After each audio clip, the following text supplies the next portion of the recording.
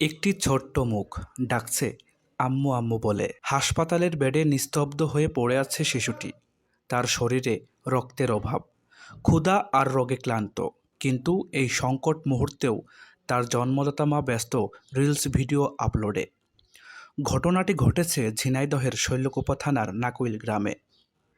মায়ের নাম শিমু, বয়স 26-এর কোটায়। সামাজিক যোগাযোগ মাধ্যমে বেশ পরিচিত মুখ। দিনরাত কাটে ফেসবুক ও টিকটকের কন্টেন্ট ভিডিও বানিয়ে। সন্তান অসুস্থ, হাসপাতালের বেডে মৃত্যুর সঙ্গে লড়ছে, তবুও মা সেখানে নেই, ব্যস্ত ভিডিওতে লাইমলাইট ধরে রাখতে।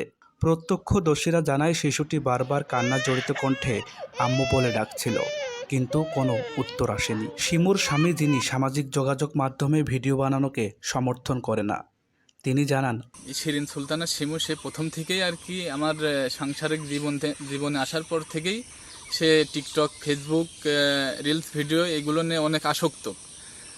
আজ তার অবহেলার কারণে আমার ছেলে মৃত্যুর মুখী। আমি চেয়েছিলাম পরিবারটাকে বাঁচাতে, কিন্তু সে আমার এবং আমার সন্তানের চেয়ে ফলোয়ার আর ভিউজকে বড় করে দেখছে। জানা যায়, এই ঘটনায় শিমু গতকাল সন্তানকে হসপিটালে ফেলে রেখে স্বামীকে ডিভোর্স দিয়ে বাবার বাড়ি চলে যান। এদিকে তার সন্তান হাসপাতালে মৃত্যুর মুখে। অসহায়তায় এগিয়ে এসেছেন সন্তানের বাবা এবং হাসপাতালে নার্সসহ সাধারণ মানুষ। শিশুটির জন্য রক্তের ব্যবস্থা করেছেন, অথচ মা রয়েছেন অনুপস্থিত। হরিণাকুণ্ডু থানা সাবেক বিন্নি গ্রাম। শরীফুল হকের মেয়ে শিমু, সে অন্য একজনের স্ত্রী ছিল।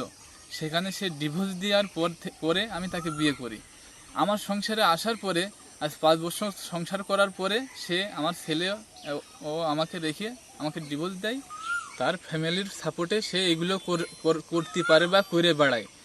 বা আমি চাই যে এমন যেন আর কারোর সাথে না হয় বা আর কাউকে এভাবে না ঠকাতে পারে। আরও জানা গেছে, শিমুর ভাবিও একজন কন্টেন্ট ক্রিয়েটর এবং তারাও এই পথেই তাকে উৎসাহিত করে। হাসপাতালের কর্মীরা বলেন, ছেলেটা শুধু মায়ের জন্য কাঁদছিল। আমরা এমন দৃশ্য আগে দেখিনি। এখানে সোশ্যাল মিডিয়ায় নেশা কখনো কখনো মাতৃত্বের মতো পবিত্র দায়িত্বকেও ছাপিয়ে যায়। প্রশ্ন উঠেছে, একজন মা কিভাবে এমন হতে পারে? কিভাবে একজন শিশু এমন একাকিত্ব আর অবহেলার শিকার হয়? হৃদয় রহমান,